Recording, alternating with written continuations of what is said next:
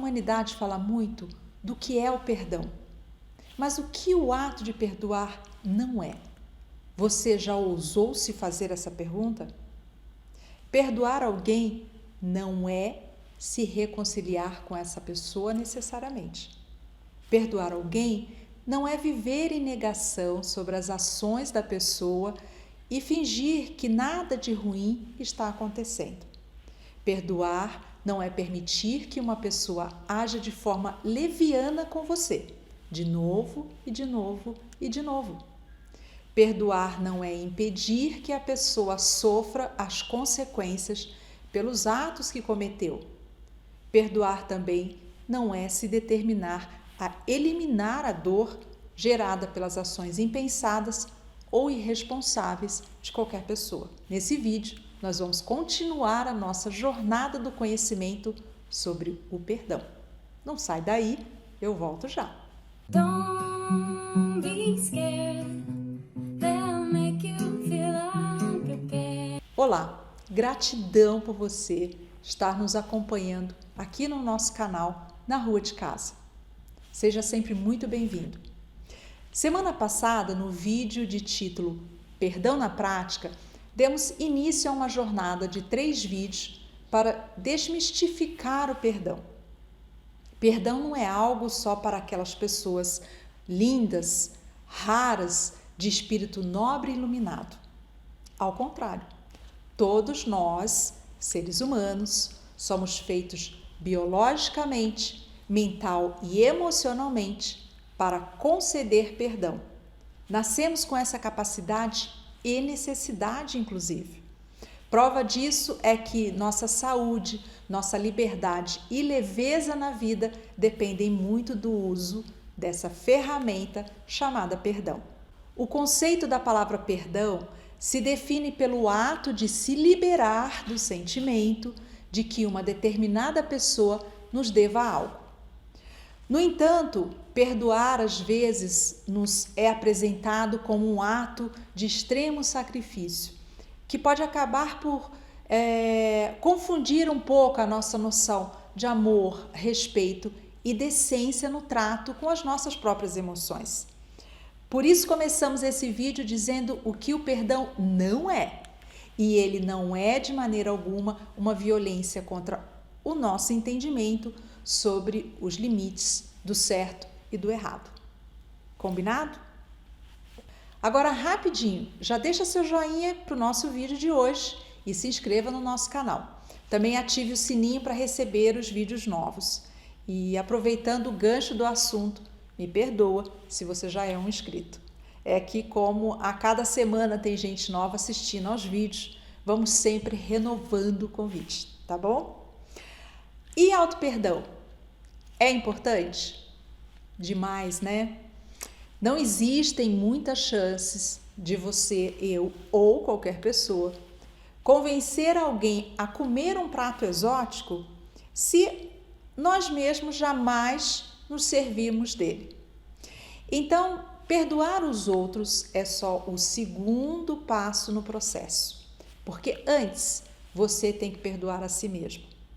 Edgar Evans Cayce foi um paranormal norte-americano, viveu no século XIX. Ele foi fundador de uma organização sem fins lucrativos para pesquisas objetivando a iluminação do ser.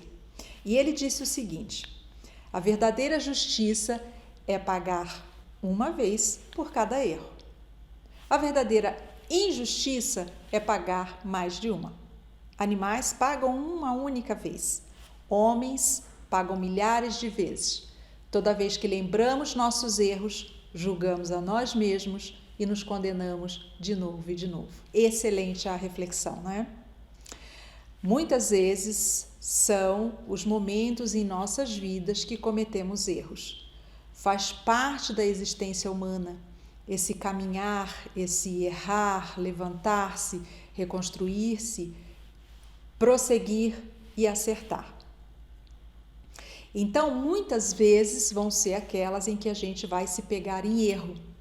E quando isso acontece, a nossa mente, inconscientemente, ao perceber que nós reconhecemos que erramos, ela toma uma atitude que é a de nos incentivar a reparar o erro, ou pelo menos minimizá-lo. Quase sempre isso acaba acontecendo de uma forma um pouco exagerada. Um exemplo, quando a gente briga com alguém querido e se dá conta que exagerou, a gente passa a bajular um pouco a pessoa, né? A oferecer um exagero de elogios ou cuidados. Isso na intenção de remediar o nosso erro.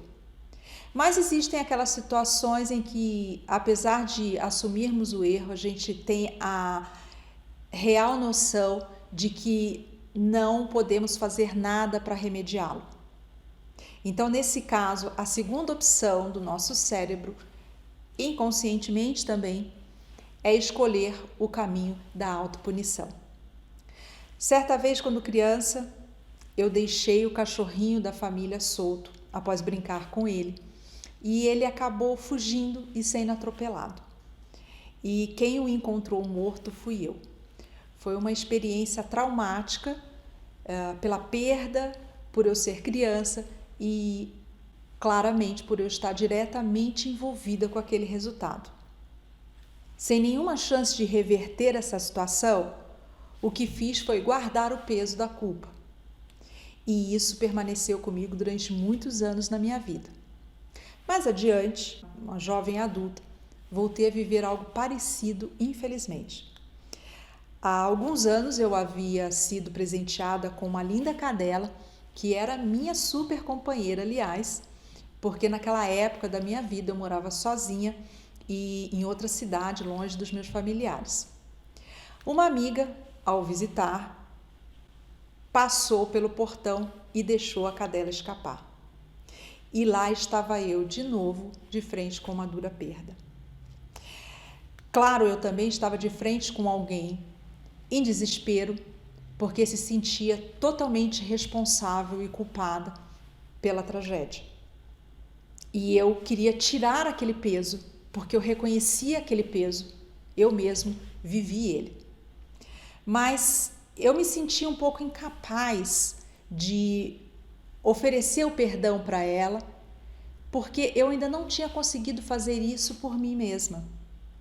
Diante de toda aquela situação, foi a primeira vez na minha vida que eu fui apresentada ao auto-perdão.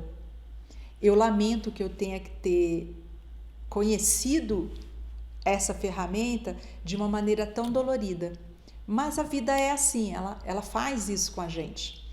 E eu sabia que a minha amiga não era a culpada, tinha sido um acidente, ela não conseguiu antecipar que o descuido dela culminaria naquilo.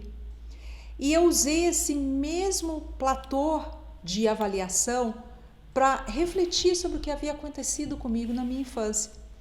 Eu era criança, eu também não tinha consciência de que a minha falta de disciplina culminaria na perda do animal. Então vocês vejam que a gente tem a oportunidade de perdoar as outras pessoas sempre que a gente se habilita a também se perdoar. E não vai acontecer de maneira inversa. Eu não posso ensinar algo que eu ainda não aprendi. Diante de cada erro nosso, é sempre interessante nós colocarmos em conta se sabíamos de antemão o que poderia acontecer. É possível que, na maioria dos casos, a gente observe que a gente não sabia. E isso é uma avaliação muito importante para a gente promover o auto-perdão diante de ações que acabaram se apresentando como desastrosas para nós e para as outras pessoas. Agora, imagine você não se perdoando por um erro cometido que afetou uma outra pessoa. O caminho é esse, é perguntar-se se existe algo que você possa fazer para corrigir a situação ou pelo menos para minimizar. Se houver, não hesite, apenas corra e faça. Mas faça sem a expectativa de que outras pessoas irão reagir positivamente à sua tentativa. Porque, infelizmente, nem sempre é o que acontece. Mas, frequentemente, um pedido de desculpa sincero, de qualquer tipo ou natureza, já é o bastante para te libertar do peso da culpa e põe abaixo mais uma prisão emocional na sua vida. Mesmo que a outra pessoa não aceite o seu pedido de desculpas, você já sentirá o benefício do perdão, pois você terá feito algo prático e dentro do possível, que é reconhecer e desculpar-se. Lembre-se sempre, você detém a chave da sua prisão interior, ninguém mais. Se gostou desse vídeo, compartilhe. Mais uma vez, não se esqueça de deixar um joinha aqui pra gente. E semana que vem é o nosso último vídeo dessa série.